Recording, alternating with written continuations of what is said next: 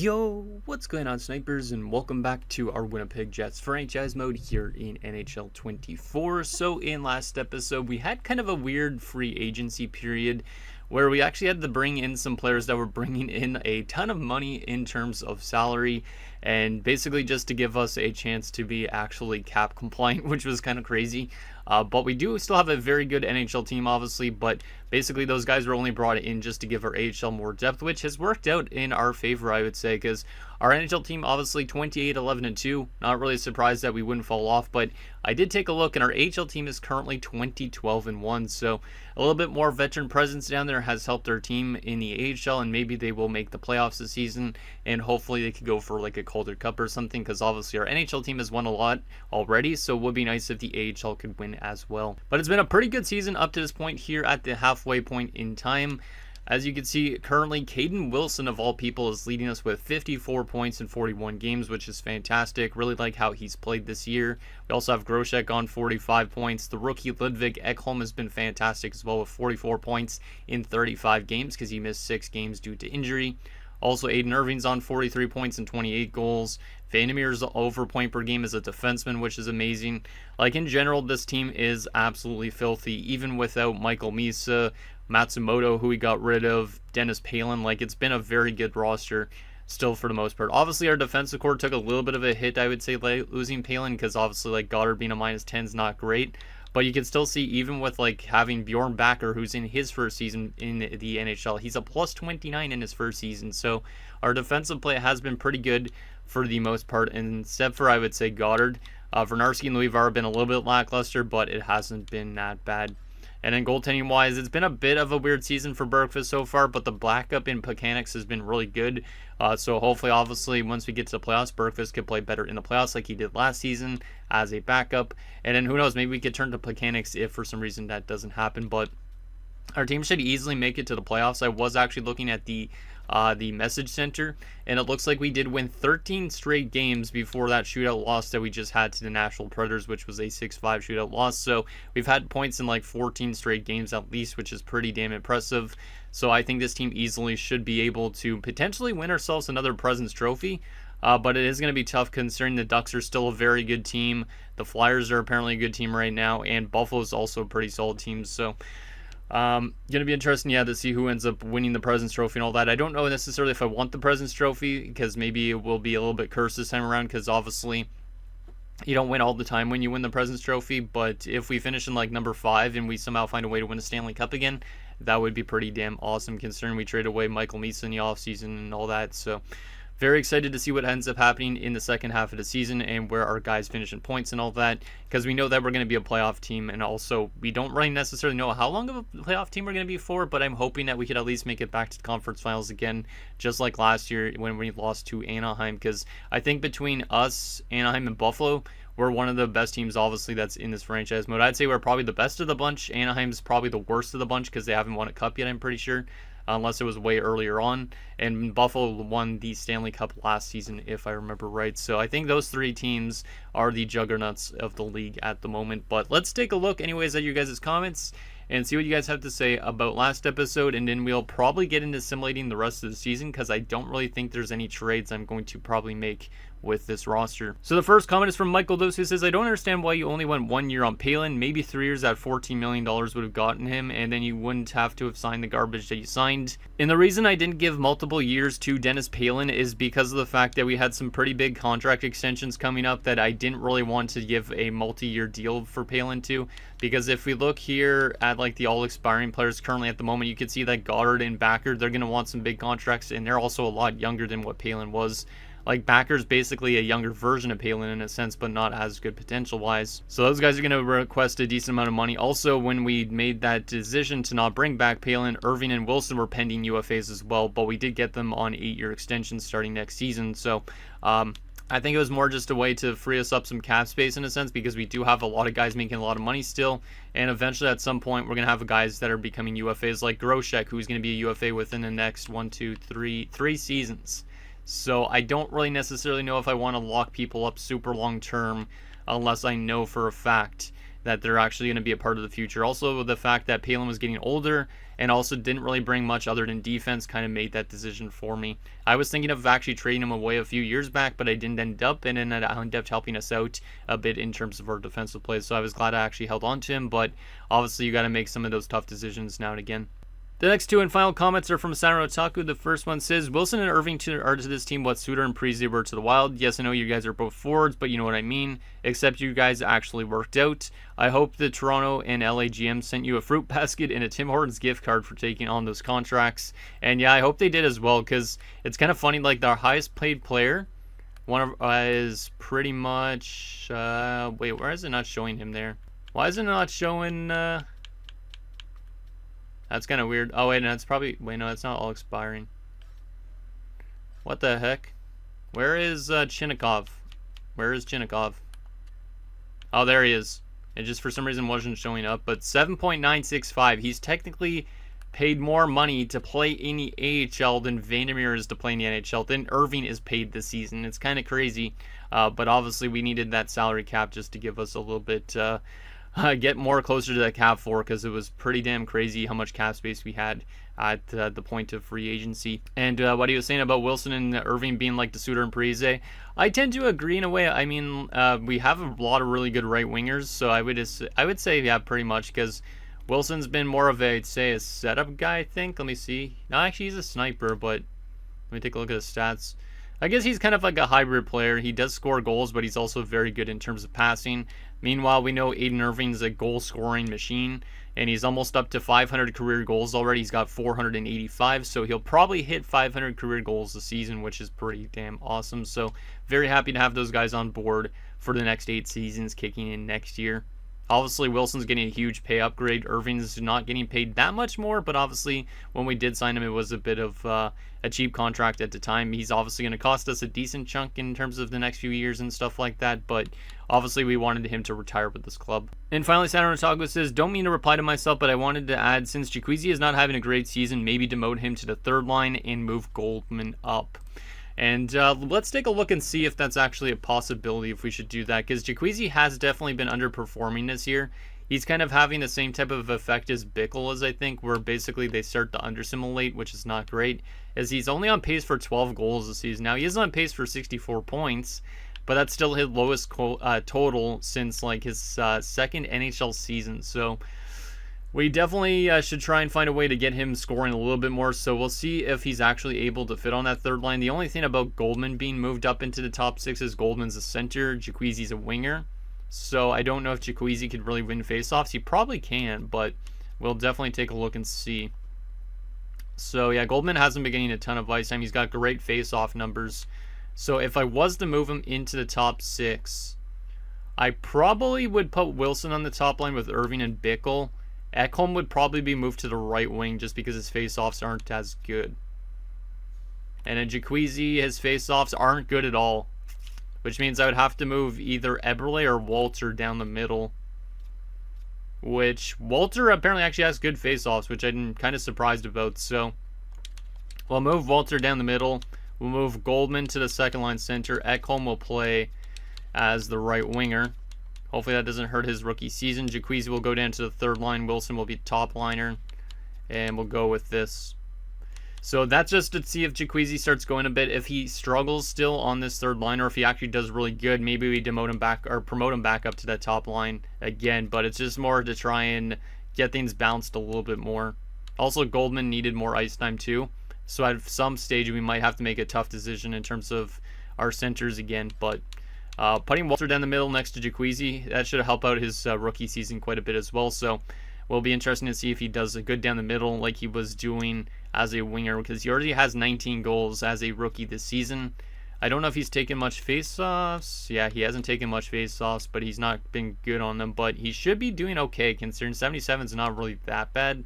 It's just more the fact that he's a sniper playing down the middle. I like him on the wing more, but we'll test it out and see how it works, and hopefully it works out in our favor. So that's the only thing that we're going to change up. I don't think, like I said, I'm going to make any trades this episode, but it depends, I guess, on how we perform in these next few months. But we should be pretty good considering we have points, like I said, in 14 straight games. So let's go to the end of January and see how our record improves, see if we can continue getting points. There's another game with a point, at least 2 points.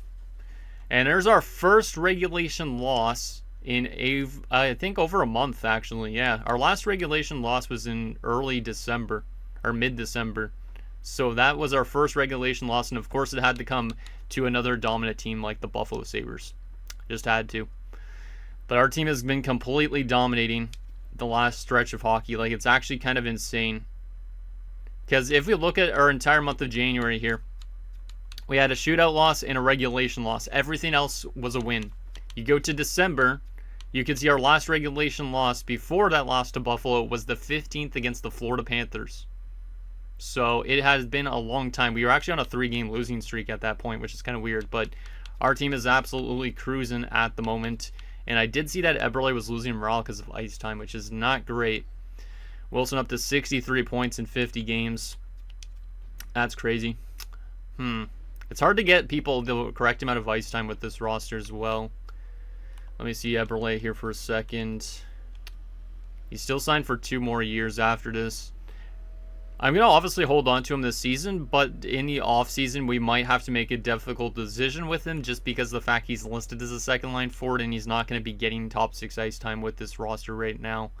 So it's a bit of an interesting dilemma again, and we're going to probably run into those a lot over these next few years because we have a lot of guys that are very good, but not all of them are going to be able to get that ice time that they deserve. So it's tough, but we might have to make some decisions in the offseason once again. Okay, so 36-12-2. We are currently first place in the entire league, 1 point on the Flyers and 2 points up on the Ducks.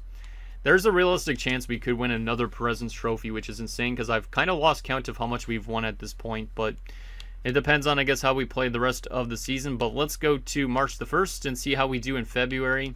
We just had over a week off of action, which is kind of crazy, so that must be like the All-Star Olympic break or something like that. But let's go and see if we can continue on this hot trajectory we've been on as of late. And it looks like it, apparently. Bjorn Backer has been injured with back spasms. That's actually kind of funny to say. So Bjorn Backer is just now Bjorn-er. He's not Bjorn Backer because he doesn't have a back. No, I'm joking. Back spasms aren't really that bad. But let's go replace player on that front. But that's actually kind of funny. Of course, a guy with the last name Backer will suffer back injuries. So we do have 1 regulation loss this month. Jordan Goddard has now been injured with a broken nose, so that's a couple defenders going down with injuries as Backer's returned, which means I think he just literally went probably in the same spot that Goddard was, right? Yes, he did, I think. Yeah, he definitely did. So I guess we'll keep it like that for now, but obviously once Goddard comes back, we'll have to readjust. There's another loss to Seattle, so Seattle gives us 2 losses, which is the most any team's given us in the last little while. We've only lost 4 regulation games since December 15th, I think, which is kind of insane. 44-14-2, and we've played 60 games. There's a realistic shot we could hit 60 wins this season, but we will need to hit 16 wins in our last 22 games, which is doable. So this team could be a 60-win team, which is kind of insane. Depends on if we stay healthy or not. And Wilson up to 72 points in 60 games. I think Wilson's going to hit 100 points this year, which is pretty awesome, or in the high 90s at least. So I'm glad I gave him his extension because there also will be a pending UFA, and he probably would have wanted way more money than $10.1 million. Let's go to a day before the deadline and see if Goddard's back from injury. We do lose to Edmonton. We do beat Vancouver. Goddard is not back yet, which is okay. I don't think we're going to make any trades, honestly, at this rate. It's kind of pointless. Our team's been simulating well. Apparently, LA has been simulating very good as well with Michael Misa, which makes sense. Kind of wish I dealt Michael Misa somewhere else, but the LA Kings are apparently pretty damn dangerous. We're currently first. It looks like the Ducks are number 2. And it looks like the LA Kings are the 3rd best team in the league at the moment. Alright, yeah, I don't think I'm going to make any trades. Let's advance to a day after the deadline. We'll take a look and see if there's been any trades with any former players involved just for fun. But I don't really care too much about what AI does in this franchise mode anymore, because mostly everybody's generated. But 2 second-round picks for a guy named Parks. Don't think I know who that is. And then we do beat the LA Kings, even though they've been good on the trade deadline. Let's take a look at if there was any interesting trades with former guys involved for fun. I'll just skim through it anyways, so you guys can see if there's any names. 2 guys named Tamura got dealt in the same deadline, and they're different players. That's kind of funny, just for a random side note. Matt Coronado got dealt. Trying to see if there's any guys that I recognize here. Don't see anybody so far, to be honest.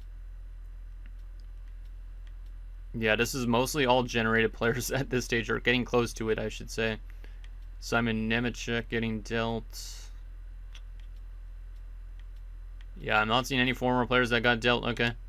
Well, it would have been interesting if there was any, but doesn't seem like there was. So, anyways, how long until Goddard is back? He should be pretty back soon, right? Because I do got to adjust my defensive core.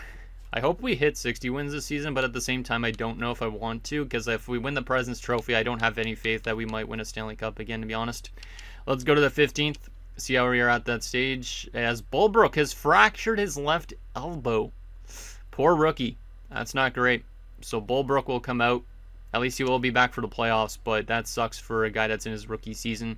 Florida has fired their head coach, not hired their head coach, Matthew Giunta. There's 2 wins, or 3 more than that in a row. Goddard is back, which is great. So we'll take Backer out of that second pairing and then put him up to the first pairing, I guess. I think that's how it was working. Goddard in here, and then Backer up here, yep.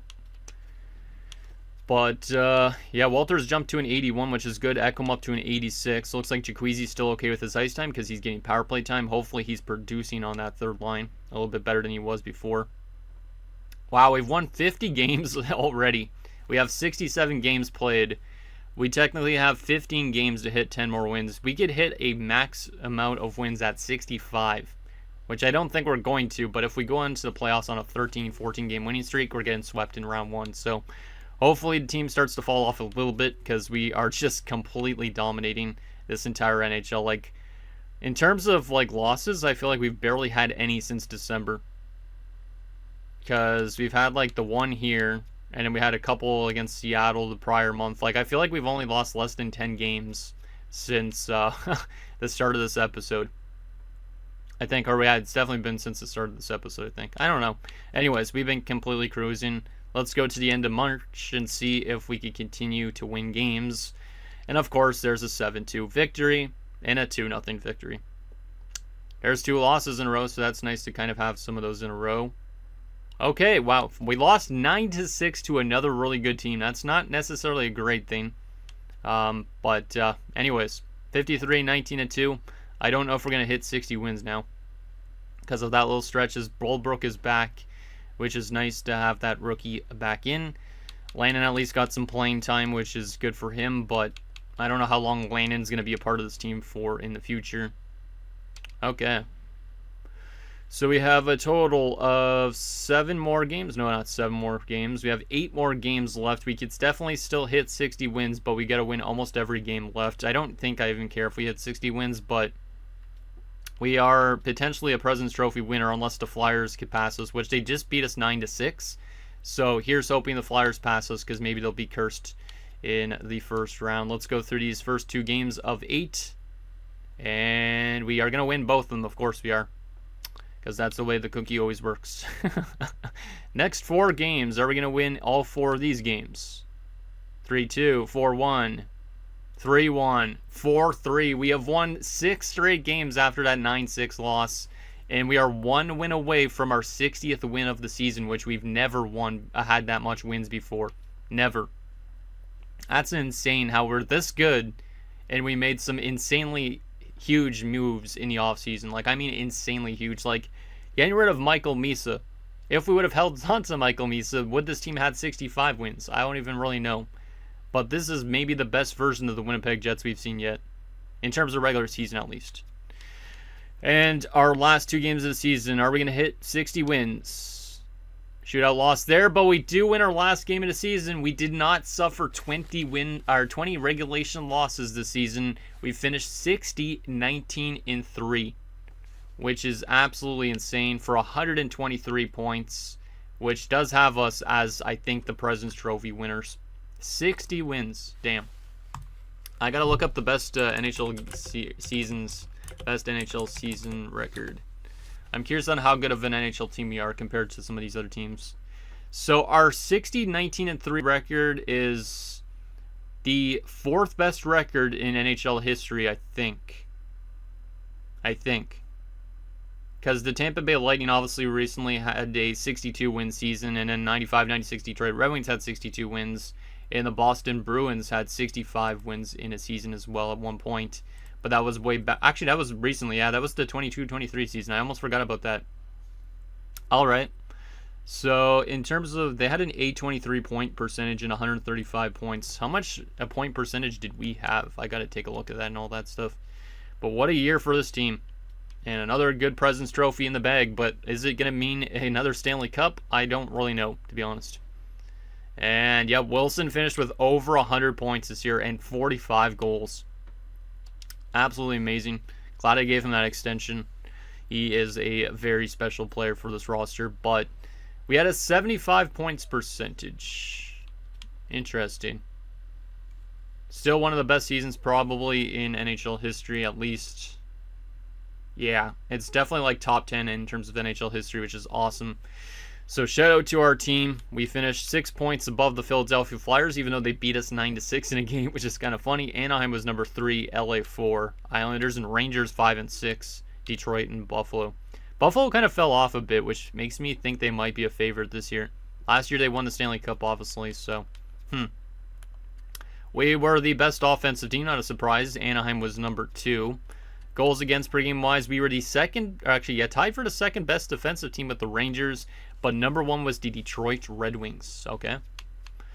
Power play percentage wise, we were the 4th best team on the power play behind the LA Kings with Michael Misa, Washington, and Anaheim.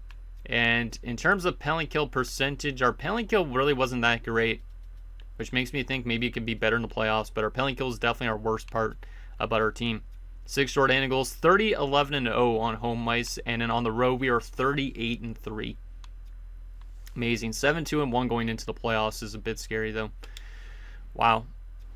Now the curiosity thing for me is, other than Wilson, who had a lot of points, and did we have maybe some award winners potentially this season? Because what a year it was for a lot of these guys. So starting off with Ludwig Ekholm, he's probably your Calder winner easily. 85 points in his rookie season, 34 goals, 51 assists. He didn't even play the entire season because he missed 6 games, but he was absolutely amazing. And that's exactly what I kind of needed from him after we got rid of Michael Misa. Bickle on 74 points was really good. Goldman on 49 points, plus 25. Looks like he did pretty good after getting put into the top 6. Akeem Hansen on 28 points ain't too bad either for a 4th line center. Cam on 6 points in 6 games as a depth option is really nice, so glad to see our depth options showing up as well. Left wing wise, Grosek on 84 points, 30 goals. Another solid season from Grosek. He's not scoring as much as I was hoping for, but 84 points is fantastic still. And then you have Esteban Walter in his rookie season with 54 points, including 28 goals. So even putting him down the middle seemed to work out for that 3rd line quite a bit. And yeah, good stuff from Esteban. And then Quinton Eberle, 45 points. I don't know how much longer he's going to be with this team, but still pretty good season from Quinton. Alexiev on 28 points, pretty solid. Wow. And Dwayne Lannon got put in the lineup because of the injury. He got put on the power play. He had 10 points in 10 games as a depth option. Well, maybe we hold on to Lannon as a depth option. That's kind of crazy that he was point per game. 7 power play points in 10 games, too. So shout out to Lannon. He had 7 takeaways, 8 giveaways, but what a effort from him as a depth option, because in terms of like regular season stats, this guy never really put up a lot of points, 20, 30 points. This year he plays 10 games as a depth option, goes point per game. So shout out to Dwayne Lannon. And then we head to the right wing side, which is usually the most stacked side. Starting off with Caden Wilson on 106 points. We saw 45 goals, the best season of his career. Fantastic year for Caden. And then we did see he's up to an 88 probably statistically. But look at who's next. Aiden Irving, the captain. 54 goals this season, 96 points. He doesn't hit 100 points this year, but 54 goals. is pretty damn awesome. That's his third straight 50-goal season after he never hit one before that in his career. So he's almost up to 1,000 career points, and he's over 500 goals. Aiden Irving is the man. And then Jaquezie on 71 points and 24 goals. He had a much better second half of the season. He only had 6 goals at the halfway point. So that means in the next 41 games, he scored 18 goals. So Jaquezie definitely stepped up. Maybe we'll get him back into the top 6 for the playoffs. And then Bulbrook on 32 points is pretty good for a rookie who didn't play all his games because of injury. Defensively, Vandermeer on 69 points and a plus 58. Not as good of a second half for Vandermeer. He did have 42 points in the first 41 games. But a plus 58 is absolutely nuts. Like, he should be up there potentially for the Norris this year based on that plus minus. That was the best point total of his NHL career as well. So shout out to Will Vandermeer. Great defender. Goddard on 34 points, pretty solid. Only a -7, so his plus-minus improved a bit, but still kind of weird that he was minus on this team. Vernarski on 24 points, plus 12. Louis Varr, 21 points, plus 16. Scarlett, 11 points, plus 27. And Bjorn Backer in his rookie season was a plus 56 with 11 points. And then Greer played 21 games with 5 points. Not bad. Or 3 points and plus 5, my bad. Goaltending-wise, Bergqvist had a very solid second half. Goes 50, 16, and 2. 5 shutouts, a 909 save percentage, and a 2.74. And Patrick Plekanec as a backup was pretty damn good. 10, 3, and 1. 2 shutouts, a 912 save percentage, and a 2.76. 1 assist from Bergqvist. Pretty damn good. Bergqvist played 71 games this year. That's insane that he played that much. That's like kind of like Martin Brodeur levels. Let's take a look at stats around the league. The best point getter, Yanni Koivisto, edges out his brother Pekka Koivisto, Falk Wright, and also Caden Wilson, and Connor Bedard too, and Zegras. So all those guys had 100 points this year. Pretty damn insane. Best goal scorer this season was Pekka Koivisto at 62. So Yanni led in points, Pekka led in goals. Aiden Irving finished number 4 in goal scoring, tied with Koivisto. The funny thing is he's probably the oldest of the bunch of these guys up there, right? Yeah, he is the oldest by a long shot in terms of best goal scorers. Actually, Austin Matthews is up there too, technically, but don't worry about Austin Matthews because Aiden Irving is playing with a bunch of 20-year-olds and scoring 50-plus goals. Selke candidates. Let's take a look at this for fun. Probably Marco Kasper based on the face-off percentage and the takeaways. Anton Lundell would probably be up there as well, but he took way less face-offs. Maybe he was injured this year too a little bit. And then there's our former center, Michael Misa, who could be up there as well for a potential one. Best defenseman this season for points was Cale Makar, but his plus-minus was not as good. It looks like Vandermeer, unfortunately, might not win it because he had way less points. Because I don't know who you would give it to. Makar was well over point per game, or just 1 point over point per game. Didn't have a great plus-minus. You look at Kivi Harju, good plus-minus, good point stats, or plus points. Same with Niemela, but definitely worse than Kivi Harju. Budens had a little bit less points, but a better plus-minus. And then you have Vandermeer, less points by a long shot, I'd say, compared to like Cale Makar and whatnot, but way better plus-minus.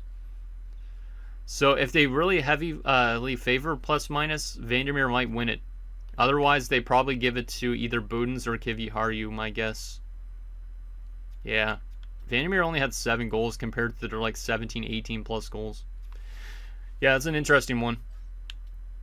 Goaltending-wise, Bergqvist had the most wins, not really a surprise. Most shutouts was Logan Scarlett in Chicago, of course. Bernard Bouillon up there, and Rudy Weinrich. Best save percentage by a starter, Tommy Ladd in Anaheim with a 920. Pretty insane. And best goals against average by a starter, Tommy Ladd. So it's probably going to be Tommy Ladd as the Vezina winner this season. But Bergqvist definitely had a pretty solid season. And who knows, maybe his 50 wins will give him a chance. Rookie skater-wise, without a doubt, Ludwig Ekholm, 85 points. The next best rookie was Archer with 56 only. Esteban Walter finished 3rd with 54 points. So we had 2 of the best 3 rookies in the league this season. And of course, because of the injury to Bulbrook, he fell out a little bit, but he was still, I would say, one of the better rookies out there as well. Any good rookie goalies this season? Weinrich was considered a rookie? I don't know if he actually was. Was he? Nah, he's played a couple seasons before this. He shouldn't win a Calder because of that. If he does, that'd be insane, though. So there is that. Now, the question is, did our AHL team also make the playoffs? And also, who are we playing in the NHL playoffs? Our AHL team has not clinched a playoff spot yet, but it looks like they should be getting into the playoffs, which is good. So that's a nice thing to see. NHL-wise, who are we playing in round 1? The Calgary Flames. That's an interesting one. We've never played Calgary, I don't think, in the playoffs, unless it was way back. But definitely, as of the last, 6-7 years when we've won a lot of cups, we've always had, the same type of run. But this time, we have a matchup with Calgary, who we've never played in quite a while, if it's been any times. They went 42-33-7. We obviously 60-19-3. Let's do a regular season comparison, and then we'll take a look at their roster. And then I'll be it for this episode at that point. So if we head on over to the Western Conference, yeah, obviously we were the first seed. They were the 7th best team with 91 points. They scored 3.28 to our 4.07. We allowed 2.79 to their 3.11, so they're not super great defensively. Our power play was better by almost 10%. And penalty kill wise, they were better, obviously, because our penalty kill was the one thing that struggled. They also scored one more shorthanded goal than us. Alright. Are they going to be a cheese team that could beat us? Probably. Because I don't feel safe having 60 wins in the playoffs. I just don't. Just ask the Tampa Bay Lightning, the Boston Bruins, and how that went for them when they won all those games. So, the Calgary Flames. Oh, yeah. That top line's filthy. Very filthy. Gavin McKenna. I think I remember some of these guys on this team. Angelo Sanderson and Ty Lowe. That's a very good top line.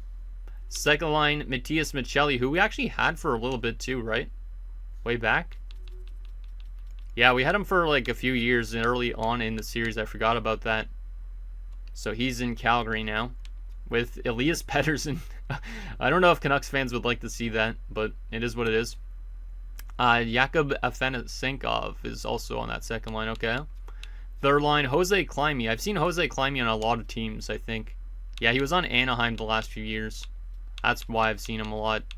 So Climie's seen a lot of us, and he knows that we're a team that could beat him. But obviously he beat us last year, I think. Xavier Bogo is there. Chuck Greer. Fourth line, Riley Height, Hugo Renault, and Evan Kahn. So it looks like they've been drafting some pretty good players as of late, too. Yeah, it's a very solid forward core. I mean, it lacks a little bit of punch in terms. It drops off considerably off the top line afterwards. No question about that. But they do have the depth where there's not really any super big weakness other than Riley Height. So pretty good. Defensively, wow, they have a good top two as well. Philippe Bouillon and David Juracek. Didn't I see Juracek on a different team before as well? Yeah, the Nashville Predators. I think I've seen him in the playoffs on Nashville. Pretty sure. I'm pretty sure. Unless that was my other series from way before, but I don't know. Alexandre Bernier is there, a 19-year-old defenseman who's got medium elite potential that they drafted 5th overall only 2 years ago. And they also have Christoph Kurtz. And then a top 6 pairing of Eric Wismuller and Pierce Bishop. Oh, Pierce Bishop! I forgot all about Pierce Bishop. Oh, boy. Of course. So, good old Pierce Bishop. Didn't really get much of a home with us as a full-time defenseman because we didn't have the space for him. Goes to sign with Calgary. He's making $3 million, so shout out to him for getting paid a little bit. And he's been decent. Yeah, he's been decent. Played only a total of 53 career games with us, but he has played 2 seasons now with Calgary. And he's got a total of 49 points over that span. It's not too bad. Yeah, he's definitely helped him out a little bit. So shout out to Pierce Bishop. Hopefully he doesn't do anything against us. And then goaltending-wise, Dallas McNeely, 89 overall. He was drafted in 2028 by them, and he's only played 1 playoff game. So that means in his entire career, they might have only made the playoffs 1 time, which is kind of insane. And then they also have Jan Bednar as their backup. Scratch-wise, Jerome Carpentier, Taro Tarki, and they also have Zachary Lehoulou. So depth-wise, they're okay. Defense, they have the good top 2. They have some okay depth guys as well. And then forward-wise, they have a good top line. They have good depth down it. So they're a pretty solid team considering where they finished. But obviously, I'm hoping that we don't get cheesed because we're a stacked team. we should be able to easily beat them, but at the same time, you never know what could happen with the sim engine. So anyways, guys, that's going to do it for this episode of our Winnipeg Jets franchise mode. So in next episode, we'll take it to the first round of the playoffs against the 42-33-7 Calgary Flames, as we look to obviously continue on what was a really good regular season and hopefully continue to translate that into good playoff success. Say anything down below, and I'll see you guys next time.